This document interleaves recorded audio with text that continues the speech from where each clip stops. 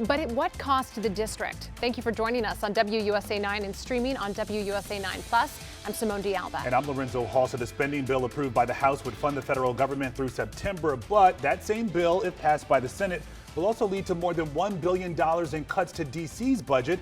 We'd see the impacts in a matter of weeks at most. That's right. Our Rafael Sanchez Cruz has been following this story all week. And Rafa, as is often the case, this may go down to the wire at the end of the week. That's right, Simone. The Senate is likely to vote on the final passage of the continuing resolution on Friday. Republicans need at least 8 Senate Democrats to clear the 60-vote threshold to then advance the bill for that final vote that I mentioned on the floor.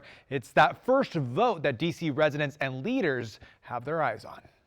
I'm going to put you in charge of this crew. D.C. residents met inside the Hart Senate office building. I believe in you. I believe in you. Their mission?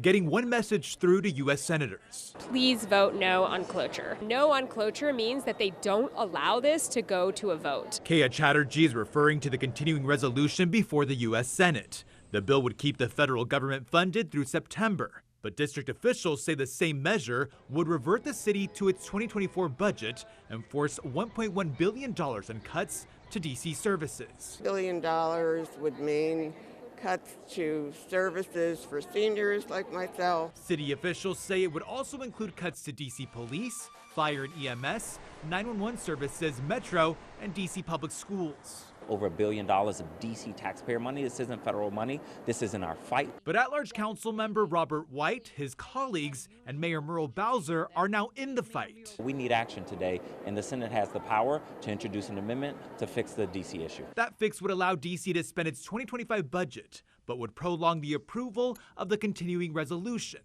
Time is ticking, and the Senate has until just before midnight on Friday to avoid a government shutdown. If you have to shut down the federal government for a couple days to fix this, that's better than letting it go like this. Tonight, it's still unclear how Democrats will vote. For me, I'd never vote to shut the government down. A really mean-spirited attack on the District of Columbia.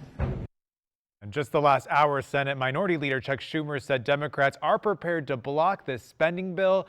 Simone, Lorenzo, a lot of moving parts still. They just don't have the numbers. They need 8 Democrats. They don't have Rand Paul, obviously, who's a Republican, so they got a long way to go But still. again, you're talking about D.C.'s money, so we shouldn't even be in this position. It's a big distraction and waste of time. Definitely. Rafa, thank you.